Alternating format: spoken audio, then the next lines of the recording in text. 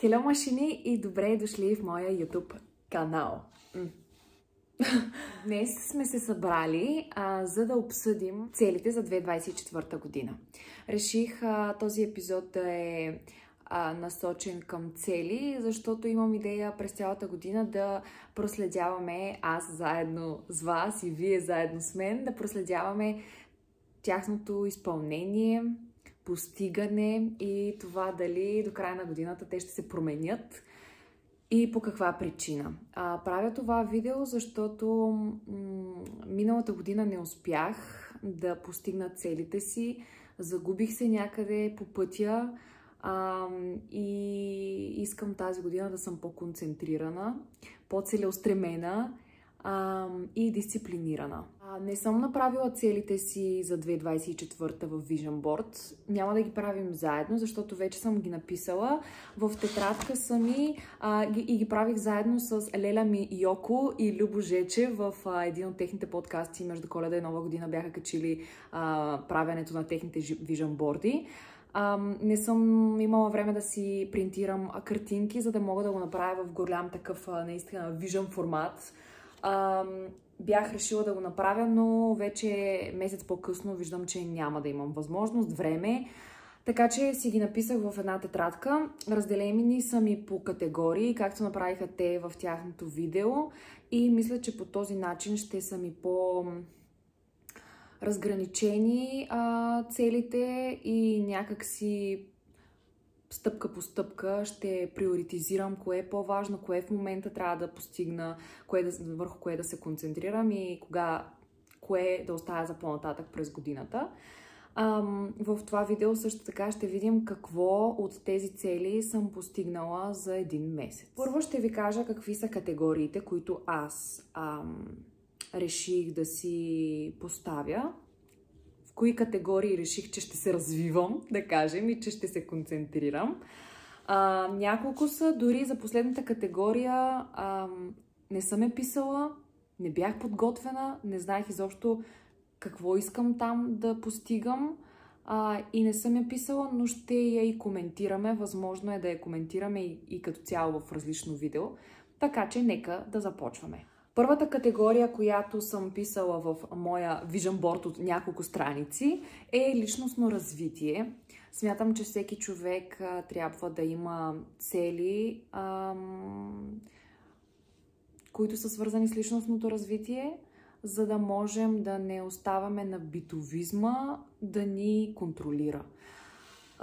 В личностно развитие съм си записала, че искам да прочета 10 книги за личностно развитие. Миналата година започнах с първите книги за личностно развитие. Прочетох Атомни навици, обожавам я. Подарих я на 2 или 3 човека покрай Коледа. Прочетох Тънкото изкуство да не ти пука. Още 2 имаше. Може би ще се сетя по-късно, но видях, че ми харесват и е възможно наистина да ми помогнат. Просто е хубаво да си ги чета концентрирано и да се опитвам да си давам време да практикувам нещата, които пише в тях. Тази година, вече за един месец, бих казала, че имам един успех. Прочетох 40 споразумения. Също е книга, която съм видяла от Йоана Йоко. Доста пъти я е препоръчвала. Страхотно нещо е, тънко четиво. Наистина много силно започна годината ми. Може би заради нея, може би заради Vision Board, може би заради енергията, с която влязох в тази година. И съм доволна, защото първата ми цел от Vision Board и от целите ми за 2024 е започнала да влиза в действие. 10 книги за личностно развитие, едната сме я тикнали. Втората ми цел е да ходя на психолог, когато имам нужда. Ходя на психолог от повече от година, не постоянно. В началото, когато започнах да ходя, имах много голяма нужда. Тогава за първи път си казах, не мога да се справя сама с проблемите и ако оставя всичко на себе си, може би няма да мога да изляза от дупката, в която се намирах. Започнах да ходя на психолог и ходих всяка седмица. до момент, в който се почувствах много по-добре и психоложката ми каза: аз смятам, че ти имаш ресурс личен за теб и от тук нататък можеш и сама да се справиш, което е супер, защото не е човек, който е за бизнеса и за това да ми взима парите, въпреки че се оправям. И спрях да ходя малко по-късно, отново я потърсих заради някакви мои страхове. И преди Нова година също ходих, декември месец ходих, защото бях в състояние, в което изобщо не знаех какво да правя, на къде да поема. В крайна сметка разбрах, че съм в бърнаут и ми помогна. Направихме няколко срещи. Сега за януари имахме среща, но влязох в много така активен поток от ангажименти и за тях ще ви разкажа, но това е нещото да не си мисля, че мога да се справя сама, когато има възможност някой друг по-професионално да ми помогне, т.е. може би по-бързо да изляза от дупките, в които се намирам. Следващото от към личностно развитие, не знам защо, е да си практикувам испански език. Живяла съм в Испания 3 лета, дори последното лято, не само лятото, ами цял семестър си откарах там, защото ходих на Еразъм. Обожавам Испания, обожавам хората, обожавам испански език и ми е много в сърцето, само че не съм, откакто дойде COVID, всъщност се случи така, че аз останах в България. Тук работя, купих си апартамент и ако преди не съм си мислила, че ще живея в България, сега пък смятам, че това е мястото. Просто Испания ми липсва и не искам да си забравям испански език, защото много време съм мислила на него и е едно богатство, пък и някак си ми е много на сърце. И реших да гледам повече сериали, филми на испански, да слушам музика, да чета книги и ако може по-често да си ходя до Испания, много яко ще бъде. Какво се случи в този един месец?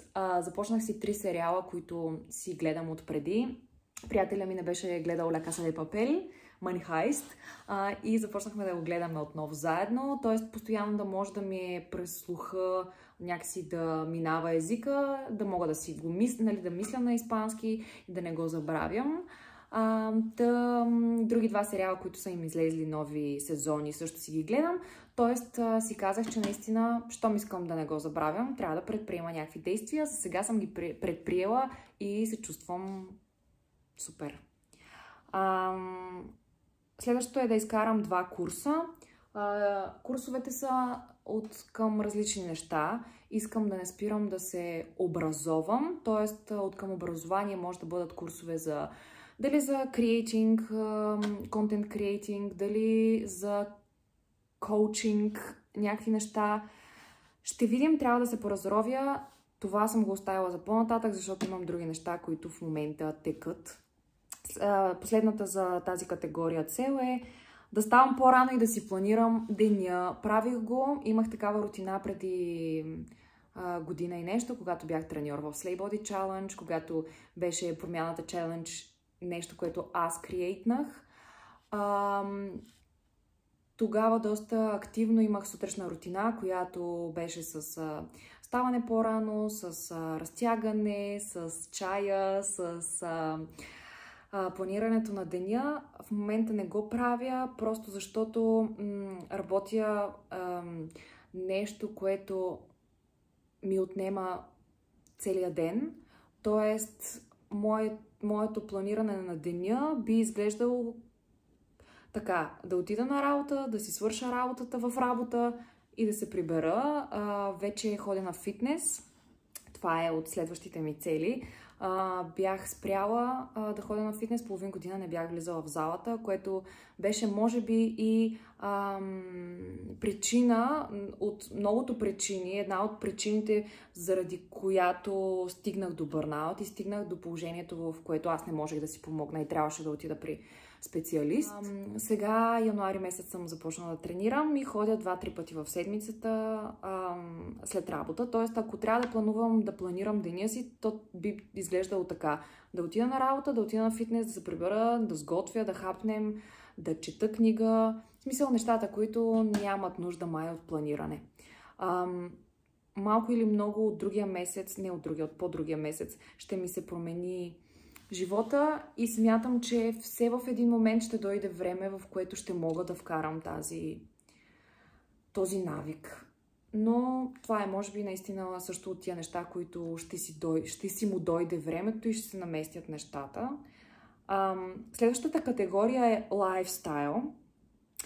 Първото нещо, което съм си записала е да отида на 5 театрални представления, постановки.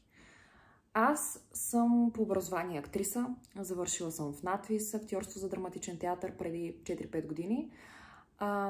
И за мен беше много токсична среда, която ме накара да не обичам театъра, да не искам да ходя на театър и да не искам да чувам за това изкуство. Много пъти сте ме питали, много хора искат да направя видео за надвис и като цяло за това. Убедена съм, че тази година ще се случи. Вярвам в това, защото имам да кажа много. Но през годините исках да се отдалеча от това изкуство, да се отдалеча от театралната среда, като цяло, от сферата, от хората, за да мога да си почина, да ми долипсва, отново да ми харесва и да имам желание и нужда да ходя на театър. Може би дойде това време, в което искам да ходя да гледам не само колеги и приятели, но неща, които ще ме обогатяват, ще ме замислят, ще ме променят. В януари месец вече съм започнала това, защото ходих на едно представление. Може би трябва да създам абсолютно различно видео за това какво преживяване имах в това представление. Изключително съм разочарована от публиката и от това как хората не знаят как се ходи на театър. Но наистина е тема, която може би трябва да засегнем в друго видео, отделно за това да направя един workshop за това как се ходи на театър и как се държат хората в театъра, в смисъл в публиката. Защото имаше хора, които им звъняха телефоните, които си вдигаха телефоните да си говорят по телефона, имаше хора, които заспиваха и хъркаха, постоянно и влизаха и излизаха. Бяхме на много камерна сцена, в която хората пред носа ти работят и нали, се опитват да те накарат да се замисляш. Но така де, върнах се като публика. Ще стигнем и до това, ще го работя или няма ли да го работя. Следващата цел от лайфстайл е да посетя 4 чужди държави, т.е. да пътувам. Много обичам да пътувам. Живота ми е свързан с пътуване. Куфара е моят дом, е бил моят дом много години. И миналата година, 2023, заради ремонта и много промени в живота ми, откъм работа, семейна обстановка и ремонта на апартамента, абсолютно нямах никаква възможност да пътувам. Отидох в 2-3 държави, 2 май. 3 пътувания имах през 2023. В сравнение с 2022 бяха 2 или 3 пъти по-малко. Пътуванията са нещо, което много ме зарежда. Почивам си и е така, само хванали си куфара, душата ми си поема един голям дъх. Съм помислила какви държави искам да посетя. До март месец няма да имам възможност. Може и след това да нямам, тъй като имам някакви неща, ангажименти, поети вече до към март. Но е нещо, което ще намеря време, ще намеря начин, защото смених работа и това беше причина да не мога да се сработя с това кога работя, кога пътувам и имам ли възможност. Следващата цел е да излизам веднъж в месеца с приятели. Сега, покрай работа и живот, който води един възрастен човек. Не му остава време много за социални преживявания. Аз съм човек, който е много излизал с приятели, много обичам да се забавлявам, но с годинките и с това колкото повече работим и живота ни изглежда само работа вкъщи и от работа вкъщи, което е нещо, което супер не харесвам и съм по път да го променя, но и затова си има време и собствени пъти, крачки, си казах, че тази година ще правя всичко възможно да не съм толкова супер изморена и да нямам никакво време. Да излизам с приятели и ще го правя. Днес е единия ден, в който съм се разбрала с приятели. Crossing fingers, че ще се видим. Следващото нещо е да свиря веднъж в месеца, да си правя музикален уикенд. Аз съм флейтист по образование, да кажа ли. Учила съм музика и съм като цяло съм музикант повече години, отколкото съм била актриса. Свирила съм, може би, 15 на години, но от 3 години, може би, не съм свирила. Нямах желание, нямах нужда. Преди, когато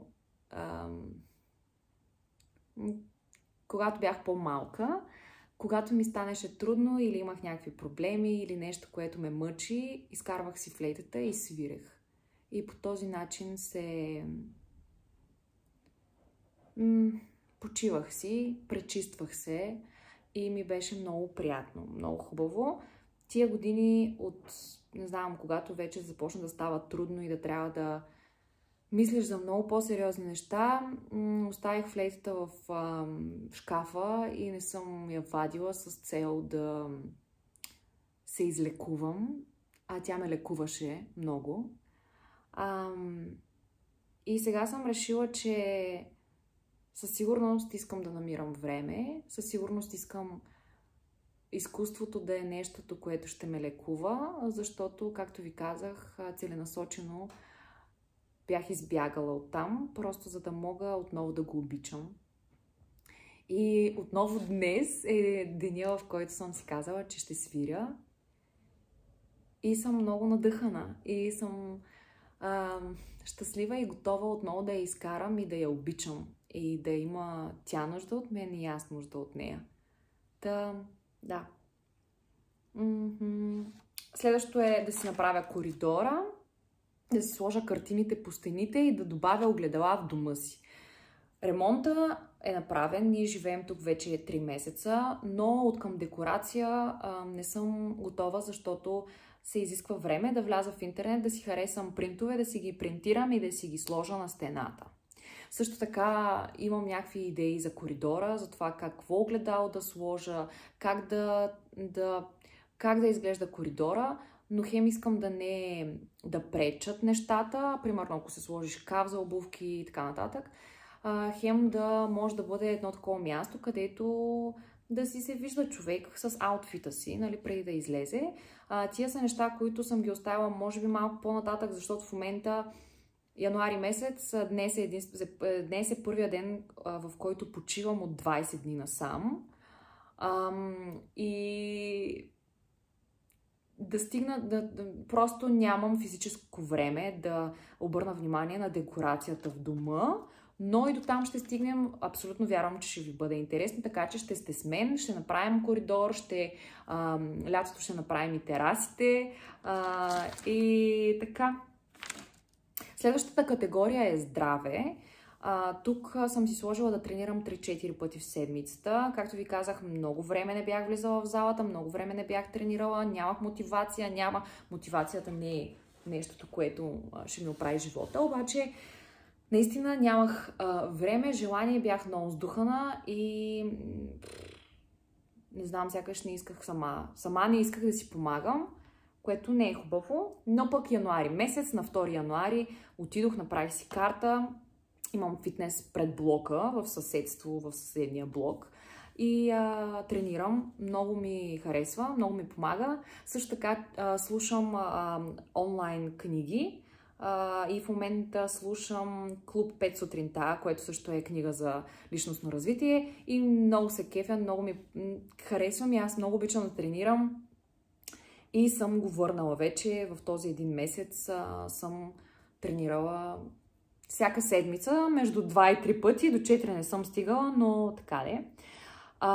Да се храня редовно, здравословно. Аз се храня здравословно, не се храня навън, доста рядко си поръчвам, храня се навън и така нататък. Всичко е сготвено от мен или от приятеля ми, взимам си за работа и това е нещо, което много ме кара да знам, да се чувствам здрава и да знам какво и как сме го сготвили, какво има вътре и как е печено, пържено и така нататък. За редовното хранене, когато си на работа и работиш на смени, е много трудно да се храниш в едни и същи часове, което на мен храненето в едни и същи часове ми е показало, че ми върши работа на мен. Тоест, с работата на смени последната повече от половин година, откакто съм на новата си работа, е нещо, което много ми развали режима, много ми развали като цяло. Аз затова казвам, главата много зависи от тялото и от това как тялото ми се чувства, как се грижа за тялото си. От тялото идват и проблемите в главата, лошите състояния, мисли и така нататък. И трябва да се грижим за здравето си, за телата си, да ги слушаме, да се научим да ги слушаме. В момента се опитвам да си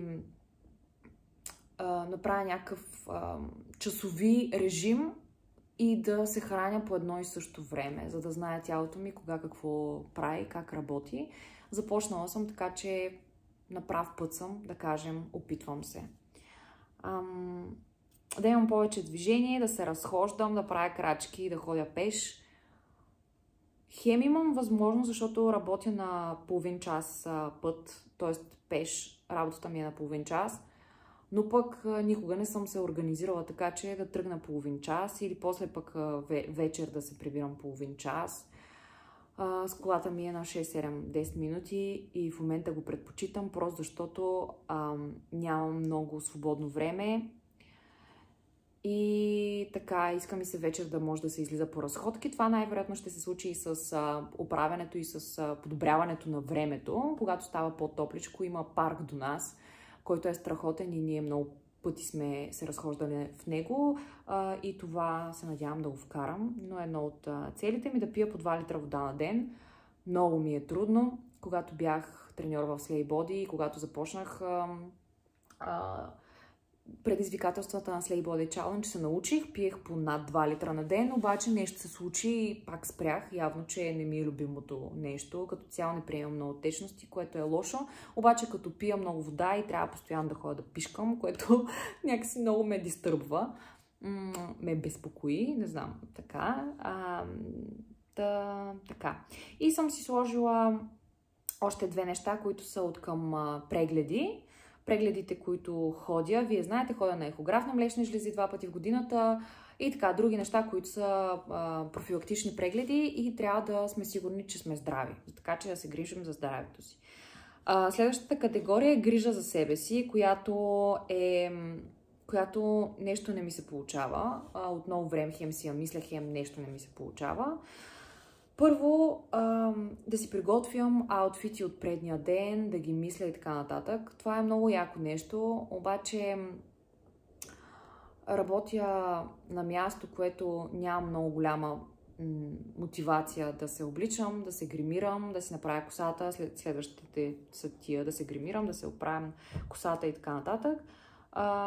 Като цяло да се грижа за външния си вид, да съм постоянно направена. Е нещо, което хем много се кефя на жените, които виждам, че са такива и го правят. Хем аз си казвам, защо да се мажа всеки ден, като отивам на работа, просто да си свърша работа и да си тръгна. И си мислих, че на тази ми работа така ще се надъхам, ще се мотивирам и, нали, аджеба, имам нова работа и сега ще имам някакъв стимул да мога да съм супер яка всеки ден. Да, ама не ми е. Това е последния ми, всъщност февруари месец, може би видеото ще го гледате в февруари. До края на февруари съм на тази ми работа и след това ще видим какво ще ми се случи в живота. И се надявам, че работната ми среда ще ме накара някакси да съм всеки ден, все едно има празник, но по принцип не съм от момичетата, които се правят всеки ден. За мен правенето на повод прави повода по-специален и някакси така съм си била винаги. Много обичам да се правя, но не се правя без повод. Това съм си го писала за грижа за себе си категорията. Няколко неща са. За сега не го виждам. Може би сама съм си такава и не знам. Ако имате някакви съвети към мен или сте минали по същия път и не сте се правили, не сте полагали някакво екстра усилие, за да изглеждате екстра красиви на работа и като цяло в ежедневието си, пишете долу в коментарите.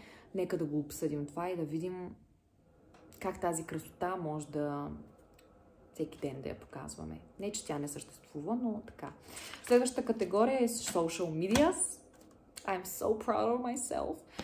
Първото е YouTube канала ми, в който сте в момента. Изключително ви благодаря, че гледате това видео и че сте стигнали чак до тук. Може да се абонирате, да натиснете камбанката, за да виждате повече видеа от мен, да ви излизат веднага, щом ги кача. Social media са ми цел от 3 години. Исках да направя 1000 последователи в YouTube. И преди няколко дена ги направих. Вече съм част от партньорската програма на YouTube. Тоест, стигнах си 4000 часа гледания и 1000 subscribers, абонати на канала ми. И съм много щастлива и благодаря на всички, които са допринесли до този успех. Миналата година исках да го постигна до края на годината, не успях, но пък януари месец тази година успях да стигна 1000 последователи. Писала съм си го в целите 1000 последователи до април месец, но ето, че една цел вече е постигната и съм писала 2000 до края на годината. Може пък да стане и по-бързо. Следващото е 2 видеа в YouTube на месец. Всяка седмица не мога да качвам, просто защото има седмици, в които работя 7 от 7 и физически не мога да отделя време, и все пак трябва да не е през нощта, да има някаква светлина и така. 2 видеа в YouTube на месец. Този месец май няма да се получи, защото най-вероятно ще го кача в началото на февруари, а не в края на януари месец. Но на път сме, така че good. Сега за followers в Instagram и качвания на постове и сторита, миналата година нещо много се скарах. Не, че съм се скарала, но така прекратих взаимоотношенията си с Instagram. Не знам защо. Може би ще му дойде времето. Също така имам някакви идеи за TikTok канал. Обаче там си е яко обачкане и това всеки ден да се качва и то по много. Аз нямам такова време. Наистина нямам такова време. Физически ми е трудно хем да работя 9 часа на ден и хем да се занимавам и с content creating, като е професия, която е страхотна, обаче трябва си време за нея и трябва да положиш усилия. Така че social media за сега едното сме го постигнали. Благодаря ви. Продължавайте да гледате, ако ме харесвате. Да гледаме как ще продължат социалните ми мрежи. Имам категория за семейство, за да обръщам внимание на родителите си, да съм повече с тях, да си правим date nights с моя приятел. Имахме едно пътуване, което за сега отпадна заради работен ангажимент. Но така, имаме си месеци и причини, някакви събития, примерно рождения ми ден и така нататък, в които сме си решили някакви неща и пътувания да направим. И също друго нещо е, че съм решила до година Коледата и бъдни вечер да сме с Иво вкъщи, в нашия дом, и на Коледа ние да сме хостовете, ние да поканим семействата си и да направим наша версия на Коледа, така че ние да почнем да креатваме наш път семейен. И така съм си написала такива някакви неща от към празници и събития. Следващата категория е пари. Сложила съм си някакви сейвингс на месец, които искам да си отделям. В книгите за личностно развитие пише и като цяло там за финансова независимост, че първо трябва да плащаме на себе си, което аз съм съгласна. В момента не го правя точно така, т.е. когато взема заплата не отделям първо за себе си и после за сметки, просто защото ми е много така... Как да кажа? Възможно е, ако взема за себе си, накрая да няма пари за другите важни неща. Обаче съм на път, тъй като имам нови работни ангажименти, които са извън работата, с която се занимавам от понеделник до петък, че и в събота понякога, които ми позволяват да си отделям парички за себе си и съм си сложила една сума, с която искам да вляза в 2025 година. Това са категориите, които съм си написала. Много искам да имам възможност да си го направя вижън, за да мога да си сложа наистина картинки, които виждайки ги всеки ден да ми помагат да се сещам. Но тая тетрадчица ми помага също, защото постоянно я отварям и си казвам, този месец трябваше да свиря. Значи трябва да го направя. Или пък 2 видеа в месеца не съм го постигнала, така че давай, keep going. Така че съм на прав път. Исках да ви споменах ви за категория, която не съм написала, защото бях много объркана. Този vision board, тези цели съм ги писала във ваканцията между Коледа и Нова година.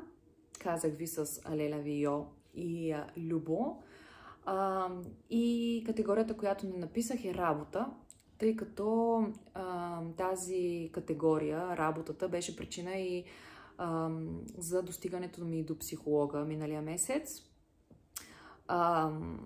Знам, че не съм на правилното място в момента, знам, че имам много потенциал да се развивам и работата не ми го позволява или просто не е място, в което се виждам за напред. Беше добър опит, но му се вижда края и смятам, че е за добро. Така че за работа не съм си поставила цели, просто защото е нещо, което ще засегнем в друго видео, че изобщо нямам представа с какво и как, по какъв начин ще се занимавам. Но ви обещавам, че ще седнем и ще си поприказваме за това как хора, млади, на по 30 години, аз съм почти на 29, изобщо не знаят какво да правят с живота си. Никак не е лесно. Знам, че не съм единствена и точно за това смятам, че трябва да го споделя с вас и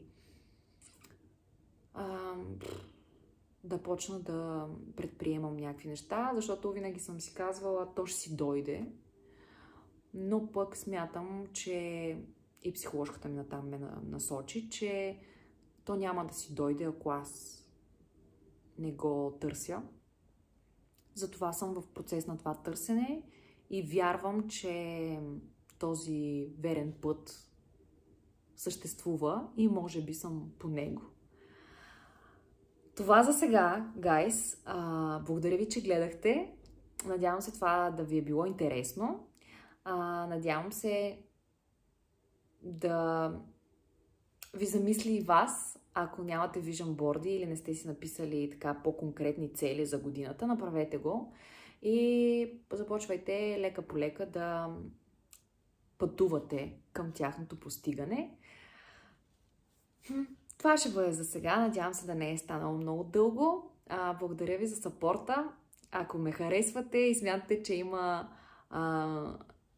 защо да си споделяме някакви неща и да прекарваме време заедно, абонирайте се за канала ми. Ще виждате все по-често видеа в него. Оставете коментари, ако имате нещо да кажете покрай целите ми, ако вашите са сходни или пък някоя цел, която може би бих имала аз, но съм забравила за нея. Пишете отдолу и ще се видим в следващото видео. Бъдете здрави и се обичайте. Първо себе си и после другите. Ари! Научи ме